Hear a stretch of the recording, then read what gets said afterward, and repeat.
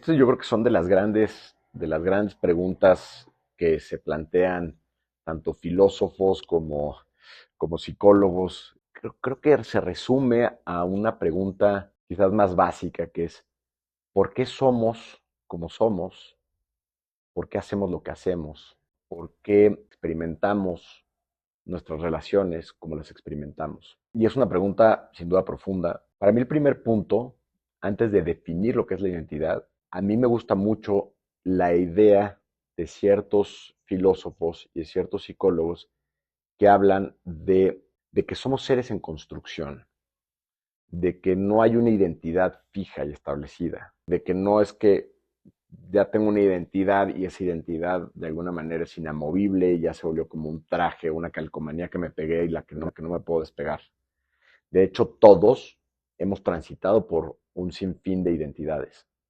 Todos nos hemos movido de ser un niño a ser un adolescente, que es una identidad muy diferente, y aunque a algunos parece que se quedaron en la adolescencia, van cambiando en su identidad. Y lo que va transformándose en cada etapa o en cada movimiento de la identidad es el resultado de experiencias, pero sobre todo de la integración del significado que le doy a las experiencias, que van definiendo una historia de lo que soy, una narrativa interior de lo que soy y de lo que es el mundo.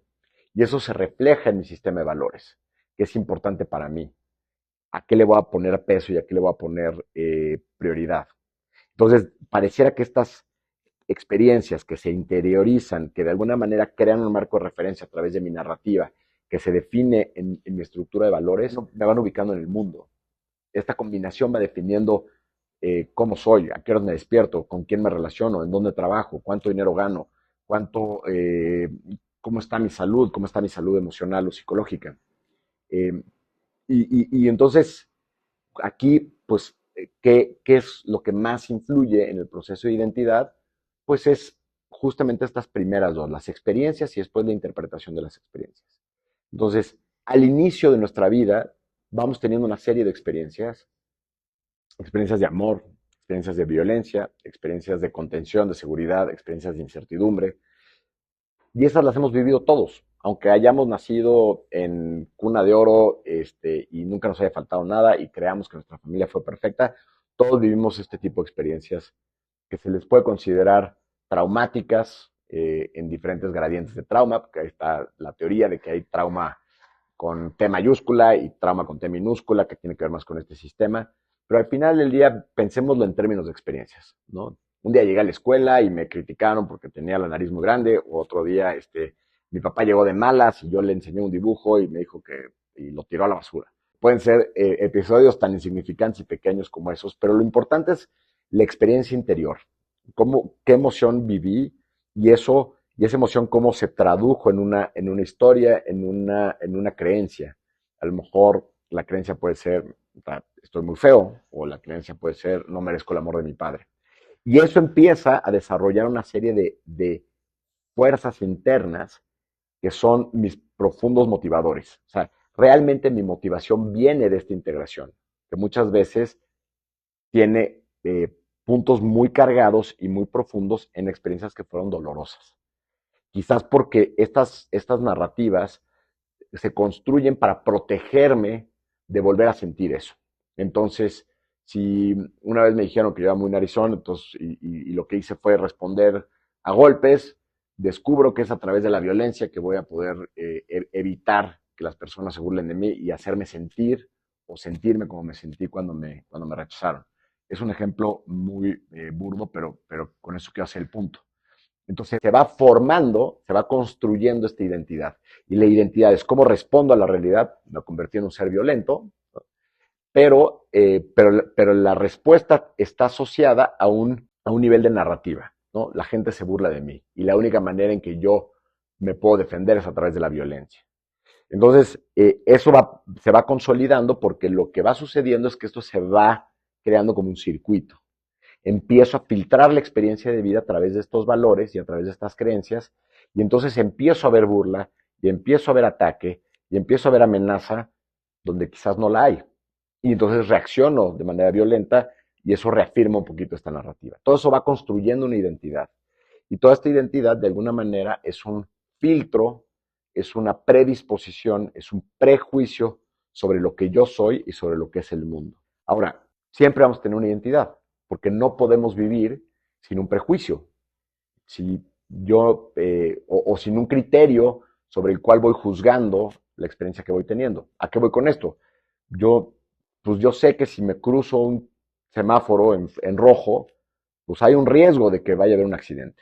Y eso modela mi conducta. Entonces, y hay muchísimos otros ejemplos donde, pues sí estamos operando en función de experiencias pasadas o de conocimientos o de creencias que no necesariamente están sucediendo. Por ejemplo, si voy caminando en la noche y veo una persona medio rara en la calle y me cambio de acera, pues a lo mejor esa persona no era un asaltante, no era ningún peligro, pero hay una parte de mí que está operando ahí. Desde esas cositas chiquitas hasta las grandes decisiones de nuestra vida, hasta nuestro miedo a emprender o la codependencia que desarrolla una relación de pareja, tienen que ver con estas experiencias del pasado que se siguen proyectando en mi presente y en el futuro. Entonces, romper o transformar una identidad es hacer el camino al revés. Es identificar cómo respondo, cómo son mis conductas, empezar a cuestionar a qué valores responden, esos valores, qué creencias sostienen, cuál es mi interpretación del mundo cuando respondo de cierta manera, o cuando me quedo callado, o cuando me da miedo, o cuando respondo con una burla, o con algo chistoso. ¿Cuál es mi experiencia? Perdón, ¿cuál es la creencia que está operando en el mundo? ¿De dónde viene esa creencia? ¿No? ¿Cuál es la emoción que está detrás de esas creencias? ¿Cómo me siento cuando se presentan este tipo de situaciones? Y eso quizás a veces lo logro vincular con las experiencias, con las situaciones que me tocó vivir, quizás de niño, de infante, de adolescente, de adulto. Eh, y cuando logro hacer este caminito hacia atrás, me doy cuenta que es absolutamente congruente. Es congruente mi historia de vida con esta formación de mi identidad y que mi identidad es congruente con mis reacciones, con mis limitaciones, con mi autoconcepto, pero que todo esto de alguna manera es un constructo que puedo observar en su caminito y empezar a determinar qué pasa si al observar que mi miedo a relacionarme viene del abandono de un padre, ¿qué pasa si puedo hacerlo consciente y entonces decir, claro, es que viene de ahí viene mi miedo y por lo tanto me voy a atrever a relacionarme desde otro lugar y de pronto empiezo a descubrir que mi miedo viene del pasado, no viene del futuro. Que puedo no ser abogado y aún así ser querido por mis seres cercanos o por mis familiares. Y entonces decido hacer un cambio de carrera y descubro que eso no afectó la manera en que otros me perciben o que me quieren. Y todos estos cambios de vida me van permitiendo decir, pues esta parte de mi identidad sí es moldeable. Y prácticamente cualquier cuestión que hoy me define a nivel de mi narrativa, a nivel de mis conductas, se puede cambiar.